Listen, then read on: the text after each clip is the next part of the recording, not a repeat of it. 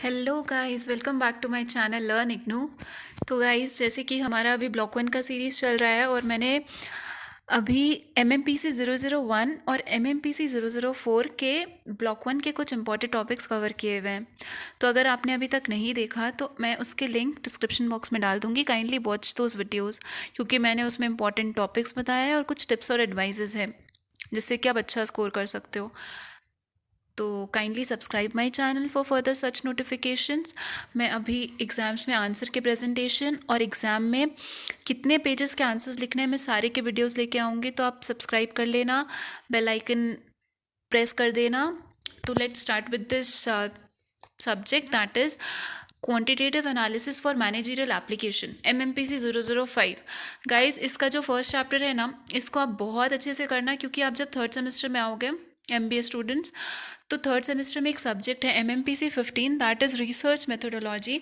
उसमें गाइज ये first chapter के बहुत सारे टॉपिक्स हैं जो मैच करते हैं। तो आप इसको बहुत अच्छे से करना, आपका फ्यूचर में भी इससे बहुत ज़्यादा हेल्प होगा। तो let's begin with the first chapter. आप पहले जो इम्पॉर्टेंट टॉपिक्स है इनके उनको हाईलाइट कर लो या नोट डाउन कर लो। Primary secondary data, methods of collecting primary data, designing a questionnaire, sources of secondary data. ये बहुत इंपॉर्टेंट टॉपिक्स है और ये रेपिटेडली आ रहे हैं, ठीक है। Now let's start with the video. First is primary data and secondary data. What is primary data? When the data used in statistical study was collected under the control and supervision of the investigation, such type of data is referred to as primary data. When the data was not collected by the investigator but it is derived from the other sources. See, जब data is directly collected, ठीक है, for the first time, मतलब वो आप किसी के already collected data को use नहीं कर रहे, ठीक है, वो लाइक आप खुद कलेक्ट कर रहे हो या इन्वेस्टिगेटर खुद कलेक्ट कर रहा है, तो वैसे डेटा को प्राइमरी डेटा बोलते हैं। लेकिन जब data was not collected by the investigator but it is derive from the other sources, मतलब आप अदर सोर्सेज से उस डेटा को ले रहे हो, जैसे जर्नल, मैगजीन्स, तो ये सब सेकेंडरी डेटा हो गया, ठीक है। Methods of collecting primary data, very very important question, very important. Methods क्या है प्राइमरी डेटा के कलेक्शन के? Observation method, questionnaire method. Observation method, questionnaire method को फिर से हम स्टडी करेंगे। ऑब्जर्वेशन मेथड है कि इन्वेस्टिगेटर जो है वो कुछ क्वेश्चंस नहीं पूछता, वो बस ऑब्जर्व करता है फिनोमेना को और फिर रिकॉर्ड करता है डेटा को। और क्वेश्चनर मेथड में जो इन्वेस्टिगेटर है वो एक क्वेश्चनर ड्रॉ करता है जिसमें कि क्वेश्चंस रहते हैं और वो रेस्पोंडेंट से उन क्वेश्चंस के आंसर्स पूछता है, ठीक है।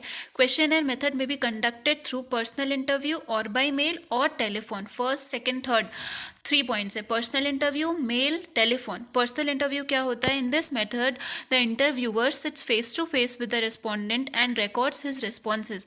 मतलब लाइक इंटरव्यूज तो आप लोग जानते हो कि फेस टू फेस रहेगा वो, और उसके रिस्पॉन्सेज को वो रिकॉर्ड करेगा जो इंटरव्यूअर है रेस्पोंडेंट के। नेक्स्ट इज, लेकिन हाँ, ये process is very time consuming and can be costly अगर रेस्पॉन्डेंट्स इज लार्ज, ठीक है। ये इसका डीमेरिट हो गया। अगर आप लिखना चाहोगे तो डीमेरिट्स आप लिख सकते हो कि personal interview method is time consuming and as well as costly, okay. Next is mail questionnaire. In this method a list of questions is prepare and mail to the respondents. इसमें आप एक list of questions prepare करते हो और उसको आप mail कर देते हो रेस्पॉन्डेंट को। Next is telephone. Telephone. In this method, the investigator asks the relevant questions from the respondents over the telephone. ये this is very cheap because ये उतना expensive नहीं होता, क्योंकि आपको इसमें एक फ़ोन कॉल करना होता है, ठीक है। It is less expensive but it has limited application since only those respondent can be interviewed who have telephones. हाँ, लेकिन इसमें लाइक एक लिमिटेशन ये है कि जिनके पास टेलीफोन है बस आप उनको इंटरव्यू कर सकते हो। Moreover very few question can be asked on telephone. कुछ कुछ क्वेश्चन ही आप पूछ सकते हो।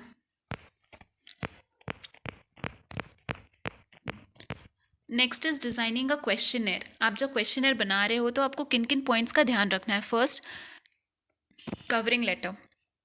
Every questionnaire should contain a covering letter. Covering letter में क्या होता है? Covering letter should highlight the purpose of study and assure the respondent the all responses will be kept confidential, ठीक है। कवरिंग लेटर जो होता है उसमें आप पर्पस ऑफ स्टडी हाईलाइट करते हो कि आप क्यों कंडक्ट कर रहे हो ये, एंड आप रिस्पोंडेंट को इस चीज़ का अश्योरेंस देते हो कि इनका जो डेटा है like that will be confidential. Number of question should be kept to the minimum, very important. अगर आप बहुत ज़्यादा लेंदी क्वेश्चन बनाते हो तो कहीं ना कहीं रेस्पोंडेंट भी बहुत फेड अप हो सकता है। तो the fewer the question the greater the chances of getting better responses and having all the questions answered. उतना ही चांसेस रहता है कि आपको अच्छे रिस्पॉन्स मिलेंगे और आपके सारे क्वेश्चंस का आंसर आपको मिलेगा। Question should B simple, short and unambiguous. The question should B simple, वो सिंपल होना चाहिए, शॉर्ट होना चाहिए, अनएम्बिगुअस होना चाहिए, मतलब उसमें क्लैरिटी होनी चाहिए, कोई भी एम्बिग्विटी नहीं होनी चाहिए। क्वेश्चंस ऑफ सेंसिटिव और personal nature should be avoided, very important.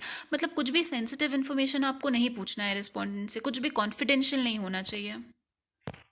जैसे कि question regarding the sales, profits, material happiness, क्योंकि बहुत सारे लोग होते हैं जो अपने लाइक ये सब इन्फॉर्मेशन डिस्क्लोज नहीं करना चाहते। तो जितना हो सके आप उसको प्रोफेशनल रखिए, पर्सनल और सेंसिटिव नेचर के क्वेश्चंस नहीं पूछे। Answer to the question should not require calculation, क्योंकि कैलकुलेशन अगर रहेगा ना तो वो उसके लिए बहुत ज़्यादा मोनोटोनस हो जाएगा। तो we should not prepare those question है जिसमें कि कैलकुलेशन का रिक्वायरमेंट हो। Logical arrangement. Question should be logically arranged so that there is a continuity of responses and the respondent does not feel the need to refer back to the previous questions. Logically arranged होना चाहिए ताकि कुछ भी like doubt या कुछ भी ambiguity नहीं आए बीच में, ठीक है। लॉजिकली अरेंजमेंट होना चाहिए।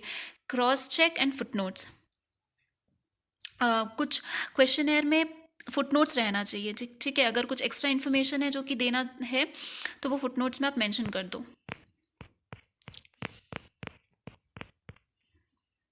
Next is pre testing the questionnaire को टेस्ट करना, पहले उसको रिस्पोंडेंट को देने से पहले उसको प्री टेस्टिंग करना इज़ वेरी इंपॉर्टेंट। उससे क्या होता है, आप एरर्स को रेक्टिफाई कर सकते हो, इनकन्सिस्टेंटी को रेक्टिफाई कर सकते हो, रेपिटेशंस को रेक्टिफाई कर सकते हो। If changes are required the necessary modification can be made. अगर आपको लग रहा है कि कुछ अभी भी फॉल्स है तो आप उनको मॉडिफाई कर लो। Some questions are found irrelevant, then they can be deleted, and if some questions have to be included, they can be done. तो अगर आपको लग रहा है कि कुछ हटाना है questions तो आप हटा दो, कुछ ऐड ऑन करना है तो आप ऐड ऑन कर दो। Next is editing primary data. Editing हम क्यों करते हैं? 4 points: completeness, consistency, accuracy, homogeneity, ठीक है। CCAH, completeness, consistency, accuracy, homogeneity. Questionnaire complete होने चाहिए सारे एस्पेक्ट्स में, ठीक है। Next is consistency, questionnaire should also be check to see that there are no contradictory answers, मतलब कुछ भी कॉन्ट्राडिक्शन नहीं रहे आंसर्स में, वो चेक हो जाना चाहिए, कंसिस्टेंसी मेंटेन होनी चाहिए। एक्यूरेसी, ऑब्वियसली बात है, एक्यूरेसी तो होनी चाहिए, जो इन्फॉर्मेशन है वो एक्यूरेट होना चाहिए, कुछ भी लाइक फॉल्स, कुछ भी एरर्स नहीं होना चाहिए, मिसलीडिंग कुछ भी नहीं होना चाहिए। Next is homogeneity, it is equally important to check whether the questions have been understood in the same sense by all the respondents, very important। कभी कभी इंटरप्रेट करने में भी ना मिसमैच हो जाता है, किसी ने कुछ समझा, किसी ने कुछ समझा, तो एक होमोजेनिटी मेंटेन होनी चाहिए सारे रेस्पोंडेंट्स के बीच में। सोर्सेज ऑफ सेकेंडरी डेटा हम कहाँ से ले सकते हैं? Publish sources as well as unpublish sources, ठीक है। पब्लिश में क्या क्या आते हैं? There are a number of national and international organization which collect statistical data and publish their finding। बहुत सारे लाइक ऑर्गेनाइजेशन है जो डेटा को कलेक्ट करते हैं और फिर पब्लिश करते हैं रिपोर्ट्स में पीरियोडिकली, जैसे कि CSO, NSSO, ये सब सारे एग्जाम्पल्स हैं। Next is unpublished sources, all statistical data need not to be published। A major sources produced by the government, semi-government, private and public organization is based on the date drawn from the internal records, ठीक है। कुछ कुछ data है जो कि publish नहीं होते, majorly इसमें वो सब डेटा आते हैं जो like government, semi government, private organization related हो, ठीक है। The data based on internal records provides authentic statistical data and is much cheaper as compare to the primary data. Some example of the internal records include employees payroll, जैसे ये सब है जो publish करने की ज़रूरत नहीं है हमें। एम्प्लॉय का पेरोल हो गया, रॉ मटेरियल्स का अमाउंट हो गया, ये सब इंटरनल रिकॉर्ड्स हो गए।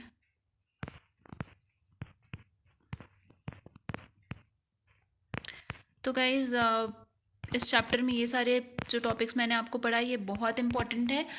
आप इतना भी पढ़ लोगे ना तो आपका इस चैप्टर से जो इम्पोर्टेंट पार्ट्स है वो कवर हो जाएगा।